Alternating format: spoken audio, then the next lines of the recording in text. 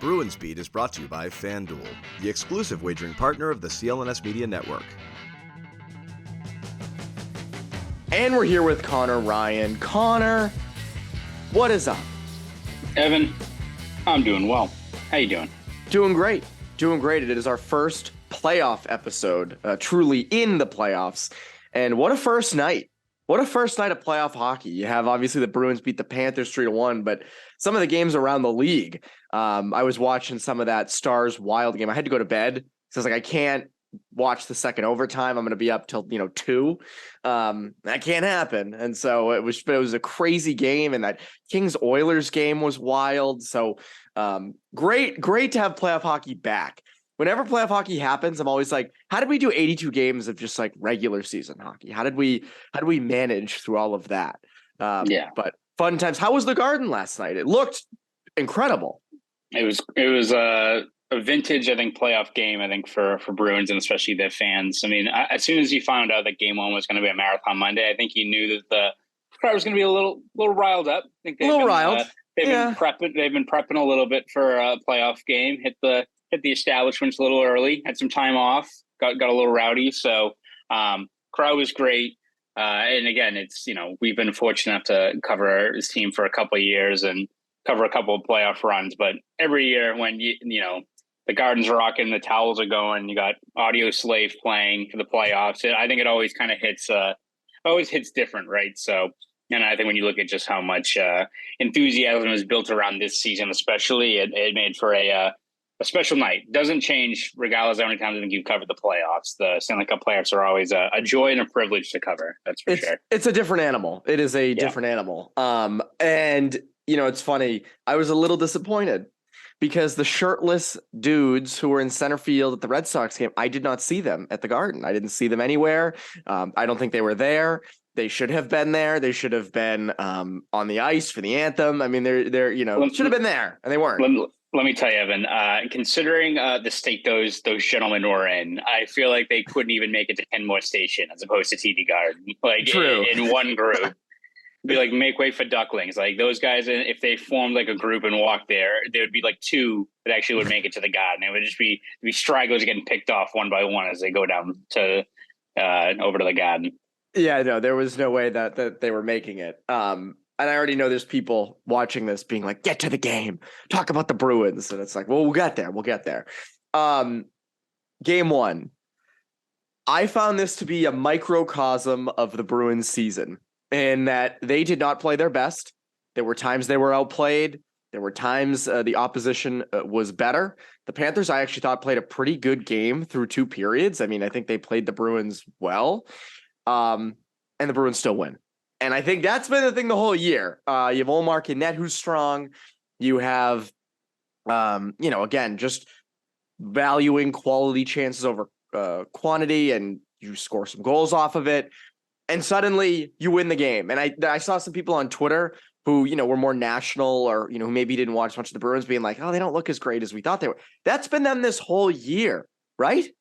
Yeah, it's something where I think, if you had to sum up like one word it is to how an opponent views the Bruins in terms of how tough it is to play them, I think demoralizing is the apt term there, right? It's something that I think even Montgomery mentioned early on this year in terms of how tough it is when you're matching up against this, top rated defense, and you got McAvoy out there and he goes back, ends his shift, and Lindholm's out there. Now Orlov's out there, how demoralizing that is. And I think it's a microcosm of just how tough they had to play against that.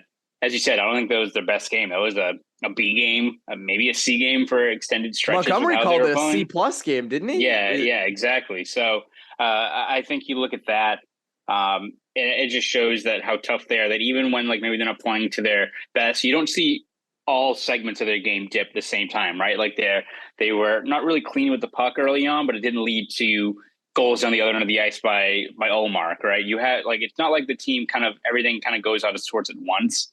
And as you said, Florida played a pretty good game. Like, even if they didn't get as much rush chances, I think as much as you look at how good they are in transition, they're also a very good forechecking team, and they were causing a lot of turnovers, a lot of good looks around Ullmark, and he stood tall in that regard. But I think that's just how you view the Bruins as to why they're so tough. It's just like you don't get them. You can't deliver the knockout blow. You can put them on the ropes for a little bit, but they always seem to find a way to kind of get through. And I think it's testament to the depth. I mean, you look at without having Patrice Bergeron out there, if the Panthers were looking for a game to steal, that was it. So if you're the Panthers, who again you just snuck into the playoffs, but you're still a team a year removed from the President's Trophy, a lot of firepower, a team that honestly, if you put them up against, I think another run and gun team like the Devils, I wouldn't put it past them like beating a team like that. How are you like the Panthers when you are, in a rival building, you play a really good game, they don't have Bergeron, you still lose by 2 goals, right? It's just demoralizing.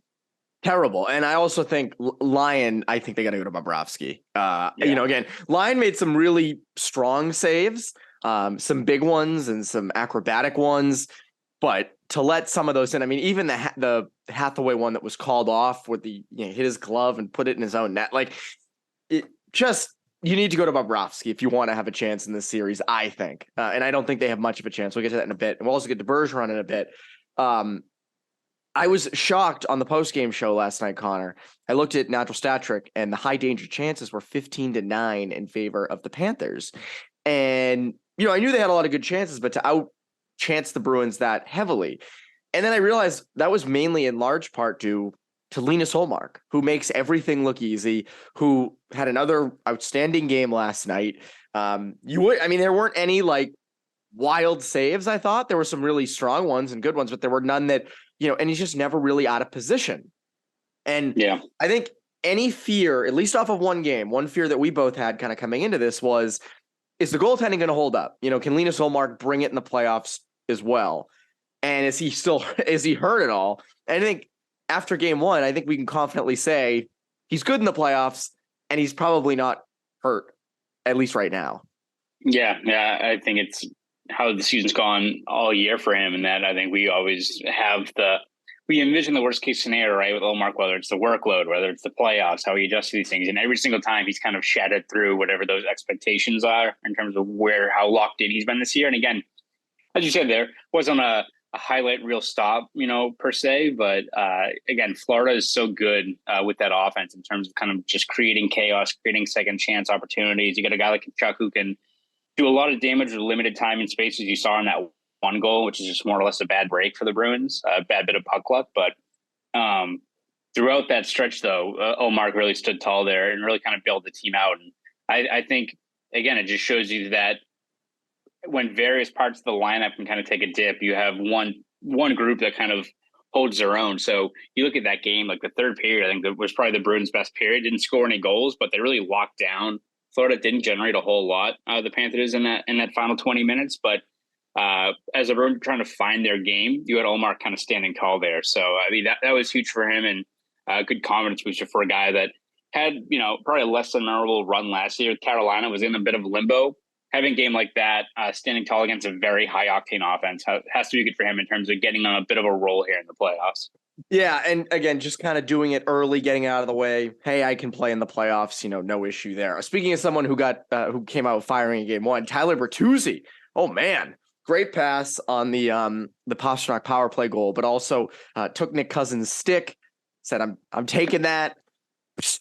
Breaks it, or at least just tries to slam it into the boards. Didn't he say after the game some stupid things happen or whatever? No, I mean, embrace it, man. That's hilarious. I think Bertuzzi's in the school of Rich Peverly, where it's I will give very standard. He's like a Skyrim character. He's I will give very, very standard responses. So yeah, I think he likes to play cool, and he's not going to be cutting a WWE promo like Marchand or something. He's high-fiving the reporters yeah, what'd you guys think of that? Yeah, yes. No, it's sort of what's an NPC, non-playable character type answers from him. But Fitz, I mean, again, we've said this, ever since he got here. We're probably going to say it in the off season. That guy's a Bruin. That guy's a Bruin. The way he plays, so impactful to this lineup. And I know that when Bergeron does come back, what do you think? Should he go to the third line, or him and Pastrnak have a pretty good connection? Yeah, it's going to be a really tough call for Montgomery to make there, right? Because they have been so good together. It's one of those ones you just wonder if Bertuzzi can play with anyone, whereas Zacha is best suited with the check line, right? I think that's probably the bigger thing, is to which player if put in a new scenario, could still operate at a high level. So I would not be surprised if you see Zacha and Bertuzzi flipped around a couple of times. You even saw it in this past game with Krejci and Zacha kind of switched spots a little bit as the game went on. So I imagine there's going to be a good amount of toggling, but I think we looked in the past, even as soon as the Bruins got Bertuzzi, we're like, all right, Bertuzzi, Hall, Coyle, they're good to go. Now you look at just how good Bertuzzi's been with Pastrnak and how good they seem to find each other. I mean, that behind the back pass was absurd. And I think that's just a testament to, you can look at Bertuzzi and, how he, stirs stuff after the whistle, how he's a pain in the ass to play against. But I think one thing that's really stood out is just his ability to not just be like a net front present. He's not like a guy that's a big body down there creating havoc, but just how poised he is with limited time and space. I mean, to make that play and not to immediately, Montgomery mentioned it, not to immediately just kind of do like a backhand stuff right into Lions pads, to like have the wherewithal in that split second to feed that puck back out to Pastrnak that's a special play by a very talented player. And I think having him in that net front creates a lot of options for the Bruins moving forward. Yeah, again, just fits well and good in space and just going to be hard to take off that second line with Pastrnak. But again, I get Zacha. Zacha has had the connection with Krejci and Pastrnak all year. I'm also curious to see Hall, Coyle, and Bertuzzi, just because I remember when the deadline happened, we all kind of said, oh my God, imagine if that's the third line. Like, I would like to see that in action. I thought Taylor Hall was actually pretty good last night. Because again, in zone, and we'll get to that in a second. I mean, it's, they were not great with zone entries for a lot of the game. Hall was, terrific at kind of doing that. Thought he should have shot the puck on that 2-on-1 with Frederic, but that's a whole nother thing. I want to tell you friends about our good friends over at FanDuel. Grand slams, no-hitters, and double plays are back. And there's no better place to get in on the MLB action than FanDuel, America's #1 sportsbook and official partner of Major League Baseball. And new customers en masse can get in on the action with $200 in bonus bets guaranteed when you place your first $5 bet. Just $5. Just sign up at FanDuel.com/Boston. Finally, you can bet on all your favorite sports, from the money line to point spreads to player props and more. You're probably wondering, the NHL playoffs, what can I do? Well, you can bet on pretty much anything. Want to bet who wins the series? Are you feeling the Lightning over the Maple Leafs, the Wild over the Stars, or maybe feeling a little edgy, feeling the Islanders over the Hurricanes, which is kind of a popular upset pick? And the best part, you can live bet any NHL game you would like, and you can do it on an app that's safe, secure, and super easy to use. Don't miss your chance to get $200 in bonus bets, win or lose. Visit FanDuel.com/Boston and make every moment more. FanDuel, the official partner of Major League Baseball. So, Conor, everyone was wondering on Monday, what is up with Patrice Bergeron? And they said it was a game time decision. Now, Bridget Proul of WEI tweeted out that she was talking to Pavel Zacha after the game, and he said that he knew he was going to be the #1 center going in, like in the morning. What is the feeling with this? Because Bergeron plays through everything. Now, if it's just an illness, it's just an illness. But is this more than just an illness? I mean, listen, I think Bergeron, like pretty much every single guy in the room, is also dealing with a nagging injury. I don't think it's something that is running the risk of derailing how much he's going to be able to play this postseason or anything like that. I think it has much more to do with the illness, which, again, not to be crass, but shit happens in terms of a stomach bug going through a locker room, right? So, listen, I think you look at Patrice Bergeron's track record of fighting through many injuries before. But that being said, I think when you look at where the Bruins are, how deep this team is, and just how many ways this team can get through wins, if Bergeron's not, feeling remotely close to game ready in a situation like that, and even Jim Montgomery mentioned that this illness takes a lot out of guys, right? Like, it takes a while to recover. Lauco had it a few weeks ago and dropped 8 pounds. 8 Montgomery pounds. Said. Oh my God. So if this was a game 7 or a critical game, I'm sure Bergeron's out there grinding his way through it, but it's not till, again, like, you don't want to say this game didn't matter, but I think if it's the opening game of a first round series and you got a team as deep as you have, I think you have that luxury of letting a guy who's really fighting through an illness have a game off. I mean, the Bruins going into this series were 4-0 this year without Bergeron, held tall in that regard. And again, were they playing their best? No, but again, you had so many guys that stepped up in his absence. Like, you're concerned about the way the faceoffs are, I think Nosek was fantastic at the dot in that game. You had Nosek and Coyle's line matched up a lot with Barkov's line, which is not an easy matchup, and they held their own. Like, it's just an indicative of just how this whole year has gone for the Bruins, where you have multiple guys step up when you have such a key player out of the lineup, and it's a testament to just like the way this roster has been built, that you had that luxury of, all right, instead of sending Bergeron out there at 30%, right, fighting through, like, nagging injuries are already brutal to go through, like a stomach bug in a playoff game. Oh, holy crap. So holy shit is right. Yeah, exactly. So again, I unfortunate that happened, and like the optics of everything, I'm sure, of like a game one excitement of a playoff, not having Bergeron out there, it's tough. But when you have a team as deep as this, you have that ability to rest a guy who's not remotely close to 100%. Also, you mentioned it. It's the first round. You're heavily favored. And I don't want to dismiss any team, because the Panthers are here for a reason. They have strengths, of course.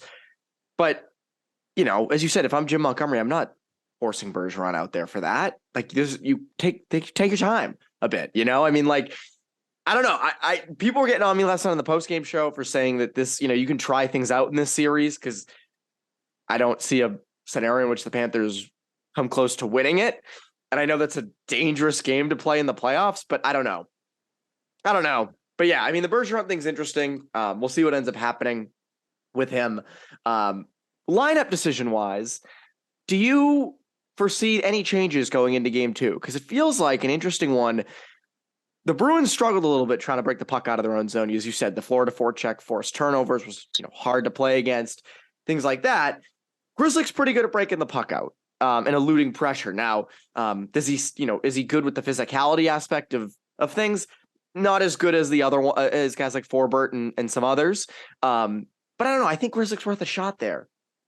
Yeah, it's an interesting kind of dynamic, and you listen to Montgomery's comments after the game, saying he was really happy with what Forbert brought, and I think it probably comes down to just shutting down one key avenue for the Panthers, which is that power play. And, you know, Forbert does help in that regard. You could like counter that by saying that the power play or the penalty kill for the Bruins was fantastic when he was on the men, because you had Orlov and Lindholm step in. But it also goes back to, all right, if you have Forbert taking those minutes and he's still playing at a high level in that regard, you also then can free up a guy like Lindholm or Orlov from, you know, away from those taxing minutes and down the other end of the ice. So, but the Bruins have a tough call in that regard, right? Because as you said, like Grzelcyk's so good on breaking the puck out, how good he is with McAvoy, and you have so many options there. There really aren't any weak links throughout that lineup. So I hope to imagine, barring a rough go from the PK or a situation where they get really hemmed in,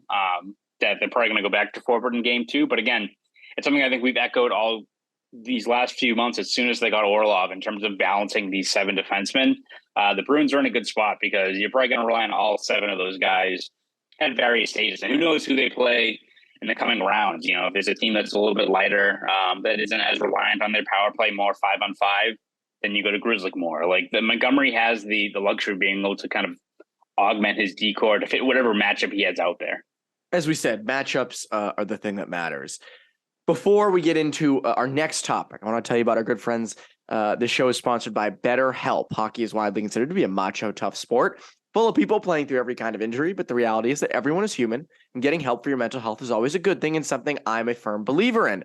Therapy is a powerful way to become in touch with your emotions and become the best version of yourself. Why wouldn't you want to be the best version of you? It's all about deepening your self-awareness and understanding, because sometimes we don't know what we want or why we react the way we do until we talk through things. If you're thinking of starting therapy, give BetterHelp a try. It's entirely online, designed to be convenient, flexible, and suited to your schedule. Just fill out a brief questionnaire to get matched with a licensed therapist, and switch therapists anytime for no additional charge. Visit BetterHelp.com/Bruins today to get 10% off your first month. Again, that's BetterHelp, HELP.com/Bruins. Another lineup thing. We mentioned this a little bit at the start of the show. If Bergeron does come back in for game two, who comes out? Because I think it really comes down to Frederic or Foligno, and I like Foligno on that fourth line. I think he's effective. Frederic had some good chances though in game one. What do you think? Yeah, that's also going to be a really tough one because I think both guys play really key roles in the lineup, right? Like again, it's a good problem to have, but it's tough because you're having a very, very good player slot out, right? I'd say Frederic had the better game in game one, in terms of, he had those two grade A chances, Lyon robs them, but was physical, ratcheted up. And I think it's a testament to how much Frederic's game has grown that I think it's got kind of nasty there various times. I mean, like Ekblad had that hit on Pastrnak. There was a few chances where I think Frederic could have, really gone after a guy who put himself in the penalty box, what have you, but it's answering it with a heavy hit of your own, getting involved after the whistle, those kind of things. And Foligno's still cut from that same cloth, but I have to imagine Montgomery's going to give Foligno rather a little bit more leeway to, get the rust off, because I think he's talked so much about how key he is to this lineup. But it is a tough call, right? Because you've got both those guys playing at a high level, both guys play such key roles, and whoever rolls out, it's going to be a tough hit, right? Because if Frederic is the odd man out, you have a guy who almost had 20 goals on your third line being the odd man out. So it remains to be seen, but I have to imagine Montgomery wants to give Foligno another game or two just to see if he can kind of shake more of that rust off, because again, he hasn't played since end of February. Yeah, it's a tough call either way.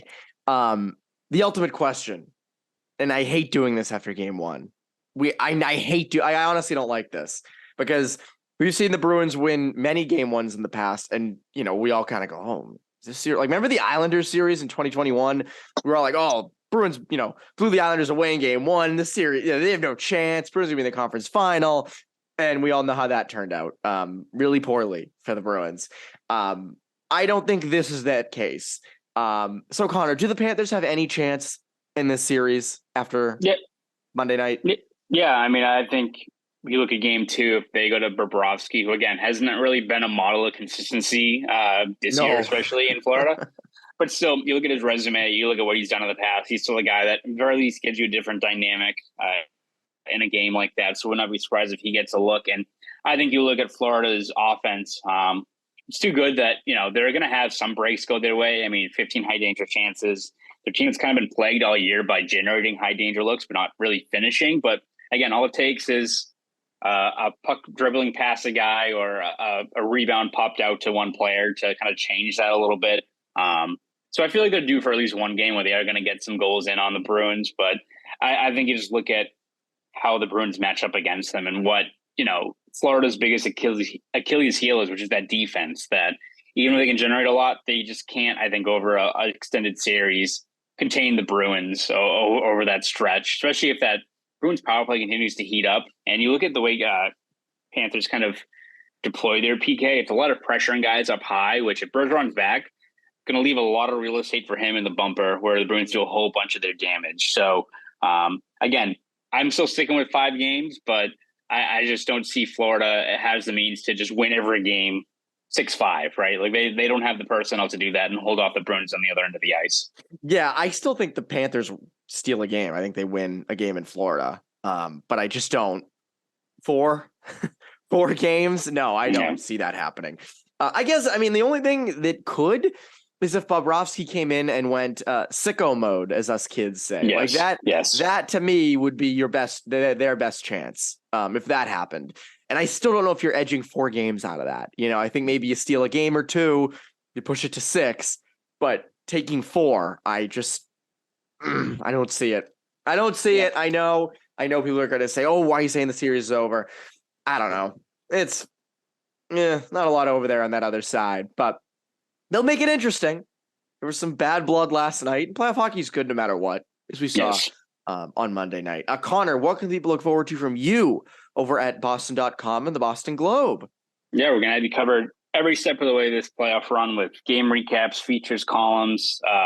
Had a story that came out yesterday looking back at the 10-year anniversary of the Bruins' first game back from the marathon bombing. Which was phenomenal, by the way.